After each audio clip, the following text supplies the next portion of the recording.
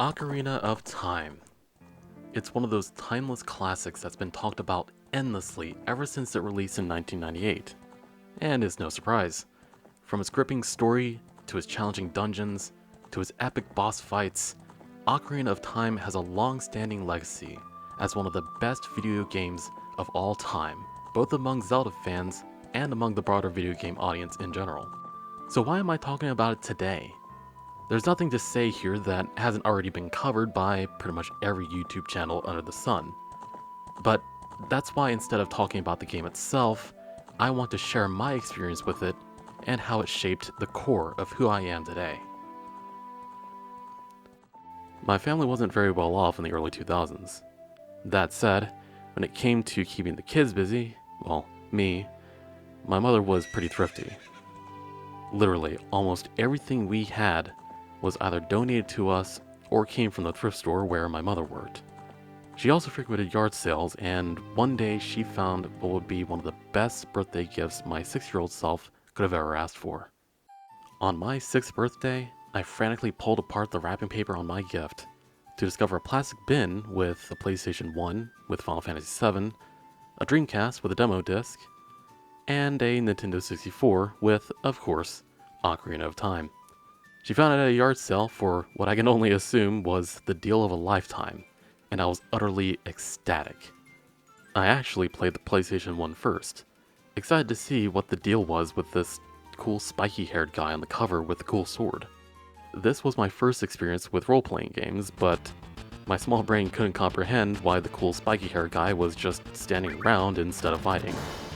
I ignored the game's warning to not attack when the mech's tail was up and was obliterated by the first boss.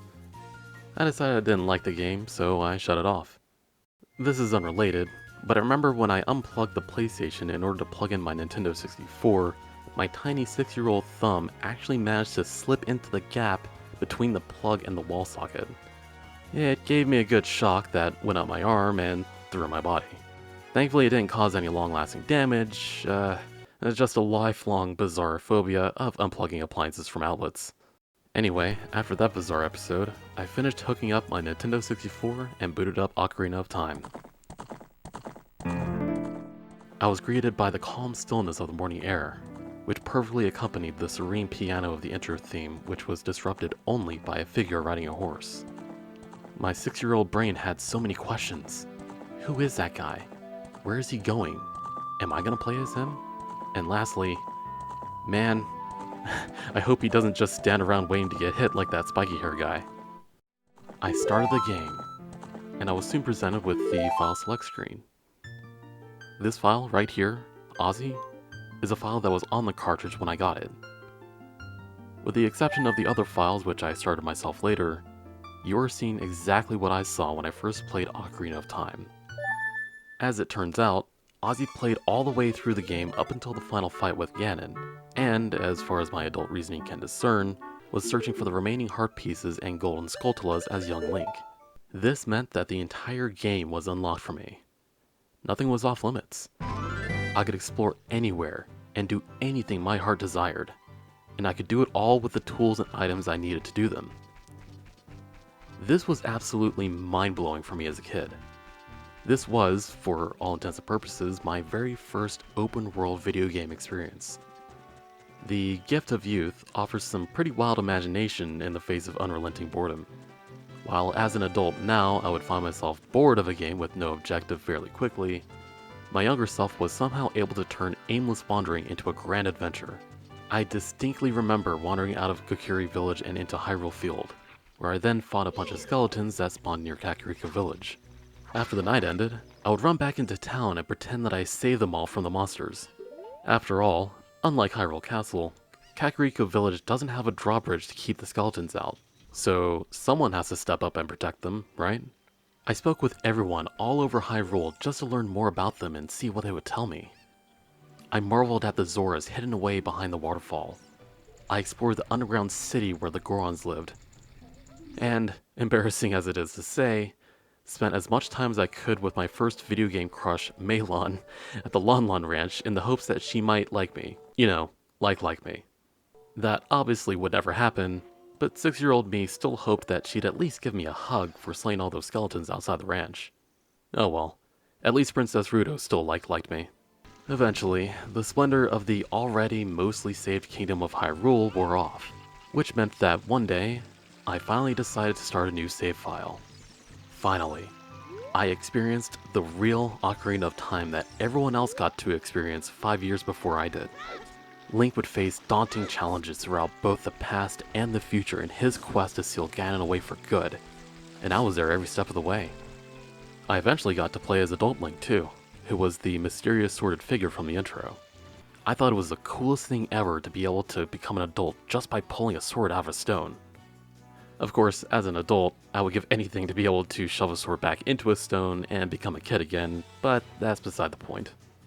My love for Ocarina of Time bled out into the real world as well. I would draw stick figures with swords and shields fighting Dodongos and skeletons, or what were they called? Stall children? What's the plural of stall child? Stall children? Well, whatever. Anyway, I saved up every penny that I could find and managed to convince my mom to buy not just one, but 2 ocarinas from Nintendo Power. And one day, I even convinced my grandfather to help me make a real Master Sword.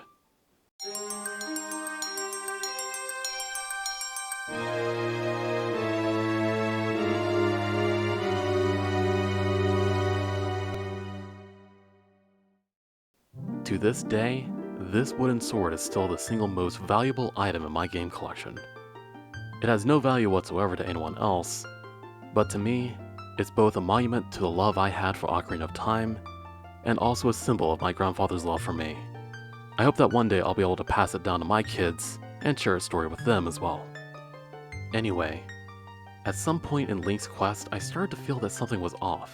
At the time, I couldn't really put into words how I felt, but now I can confidently say that the adventure that was laid out to me felt far more restrictive than the adventures that I went on in my own mind. Just like real life, I couldn't just go anywhere I wanted to or do anything that I wanted to. I could only do what I was allowed to do. While I still loved the game, my experience was slightly tinged by its linearity. Eventually, I reached the final boss, which was Ganondorf. I died a few times, but I finally figured out how to fight him, took on his final form, and I struck the final blow. It was then that I was treated to the game's end credits, which gave me a chance to really reflect on my adventure with Link. It was bittersweet. We had braved so much together, and now it was all finally coming to an end. My memories of Ocarina of Time stayed with me throughout my teenage and adult life.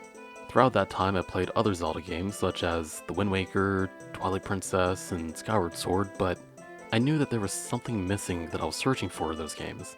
I just didn't know what I was looking for at the time.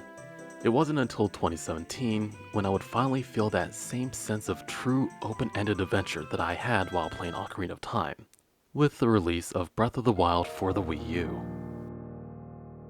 It was incredible. I could finally, for the first time in over a decade, feel like the world was truly open to me once more. I could go anywhere I wanted, and do anything I wanted, however I wanted. I finished Breath of the Wild, but it took me some time.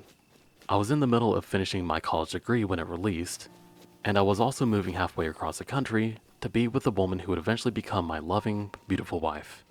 Because of that, Breath of the Wild holds a special place in my heart.